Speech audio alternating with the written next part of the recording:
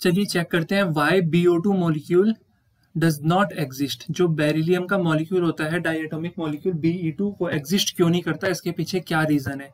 और ये जो रीजन है ये हम चेक करने वाले हैं मॉलिक्यूलर ऑर्बिटल डायग्राम के थ्रू।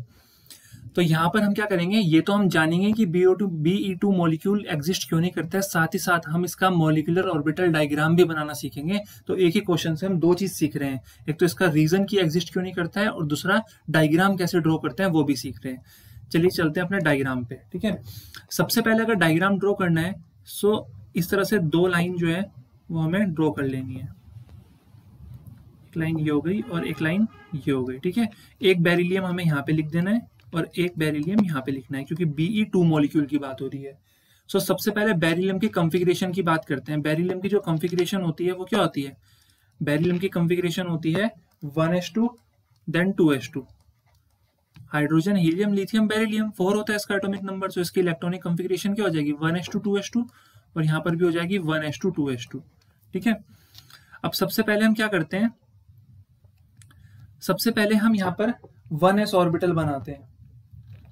सबसे पहले हम यहाँ पर 1s ऑर्बिटल बनाएंगे। सो ये 1s ऑर्बिटल है इस वाले बेरिलियम की और ये वाली जो 1s ऑर्बिटल है वो इस वाले बेरिलियम की है। और यहाँ पर 1s में कितने इलेक्ट्रॉन है, 2 इलेक्ट्रॉन है। सो हम यहाँ पे 2 इलेक्ट्रॉन फिल कर देंगे। और इस वाले 1s में भी कितने इलेक्ट्रॉन है, 2 इलेक्ट्रॉन है। सो हमने 2 इलेक्ट्रॉन फिल कर दिए। सो मॉलिक्यूलर ऑर्बिटल थ्योरी हमें क्या बोलती है कि जितने बॉन्डिंग ऑर्बिटल पार्टिसिपेट करते हैं ना, उतने ही नए एंटी बॉन्डिंग ऑर्बिटल बनते हैं। ध्यान से समझना मैं क्या बोल रहा हूँ।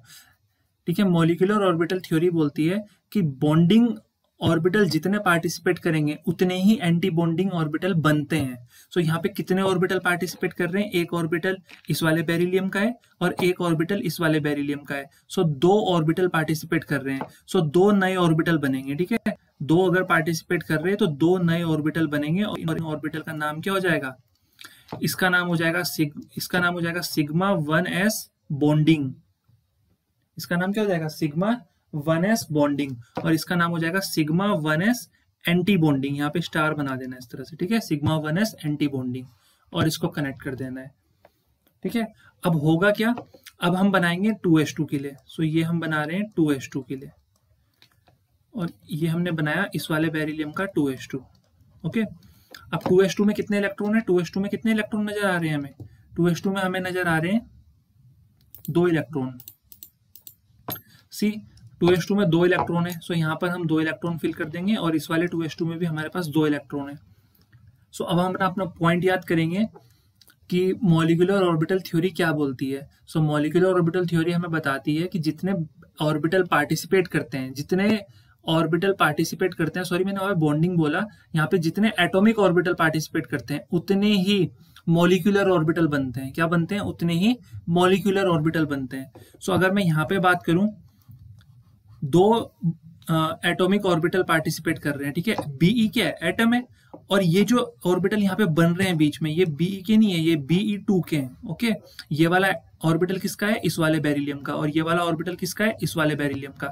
बट जो ये ऑर्बिटल बन रहे हैं ये Be2 मॉलिक्यूल के ऑर्बिटल है। ठीक है, एक बॉन्डिंग का होगा और एक एंटी बॉन्डिंग का होगा। सो इसका नाम पड़ जाएगा सिग्मा 2s बॉन्डिंग और इसका नाम पड़ जाएगा सिग्मा 2s एंटी बॉन्डिंग। सो अब हम इलेक्ट्रॉन फिल करेंगे। ठीक है, यहाँ पे एक छोटी सी गलती हुई, यहाँ पे मैंने बॉन्डिंग और एंटी बॉन्डिंग बोला है। यहाँ पर इनको हम बोलते हैं एटॉमिक ऑर्बिटल और इनको हम बोलते हैं, जो नए बनते हैं उनको हम बोलते हैं मॉलिक्यूलर ऑर्बिटल। सो जितने एटॉमिक ऑर्बिटल पार्टिसिपेट करते हैं उतने ही मॉलिक्यूलर ऑर्बिटल फॉर्म्ड होते हैं।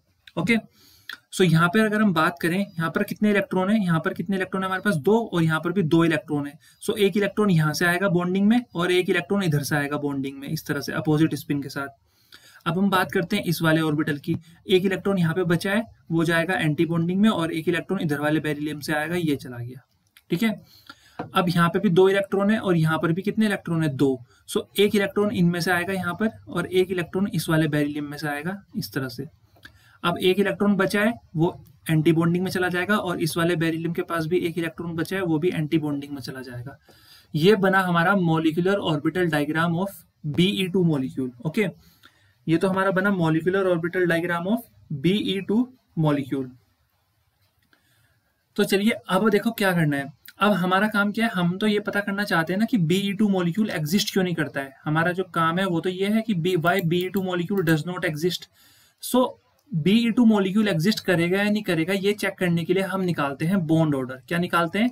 Bond order. इसको मैं शॉर्ट में लिख रहा हूँ BO, इसको हम बोलते हैं बॉन्ड ऑर्डर, ठीक है। इसका जो फॉर्मूला होता है वो होता है half number of electrons in bonding minus number of electrons in anti bonding. Okay, अब देखो यहाँ पे बॉन्डिंग वाले ऑर्बिटल कौन से हैं। अगर यहाँ पे बात करें बॉन्डिंग ऑर्बिटल कौन से हैं, सो देखो ये कौन सा ऑर्बिटल है, ये बॉन्डिंग का है, यहाँ पे B लिख रखा है। और ये कौन सा है, ये एंटी बॉन्डिंग का है। ये वाला अगर बात करें मॉलिक्यूलर ऑर्बिटल कौन सा है, बॉन्डिंग मॉलिक्यूलर ऑर्बिटल है। और ये वाला मॉलिक्यूलर ऑर्बिटल कौन सा है, एंटी बॉन्डिंग मॉलिक्यूलर ऑर्बिटल है। सो यहाँ पर हम बॉन्ड ऑर्डर निकालेंगे, ठीक है। बॉन्ड ऑर्डर निकालते हैं, इज इक्वल्स टू हाफ। अब NB का मतलब क्या है, NB का मतलब होता है number of electrons in bonding molecular orbital.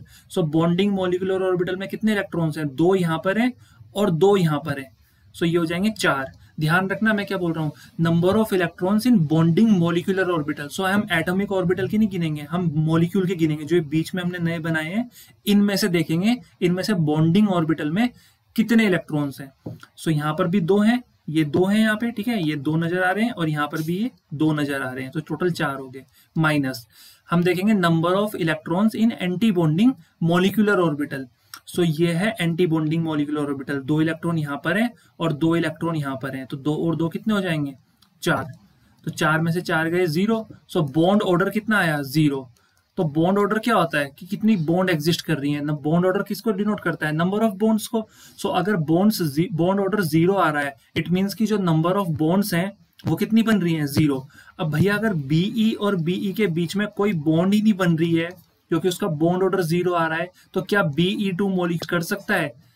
खुद ही सोचो, अगर इनके बीच में कोई बॉन्ड ही नहीं बन रही है तो ये Be2 मॉलिक्यूल एग्जिस्ट क्यों करेगा? That's why Be2 molecule does not exist. So हमें इसको प्रूव करना था मॉलिक्यूलर ऑर्बिटल डायग्राम को ड्रॉ करके। यहाँ पे हमने 2 चीज सीखी कि Be2 मॉलिक्यूल एग्जिस्ट क्यों नहीं करता है, बिकॉज उसका बॉन्ड ऑर्डर क्या होता है, 0 होता है, ठीक है। और एक हमने सीखा यहाँ पे Be2 मॉलिक्यूल का जो मॉलिक्यूलर ऑर्बिटल डायग्राम है वो कैसे ड्रॉ किया जाता है। सो आई होप इतना समझ में आ गया होगा। अगर इसमें थोड़ी सी कंफ्यूजन है तो कमेंट करके जरूर बताना, बिकॉज इसके ऊपर फिर हम बाकी जो मॉलिक्यूल्स हैं O2 N2 सबके एक एक करके मॉलिक्यूलर ऑर्बिटल डायग्राम जो है वो एक्सप्लेन करेंगे।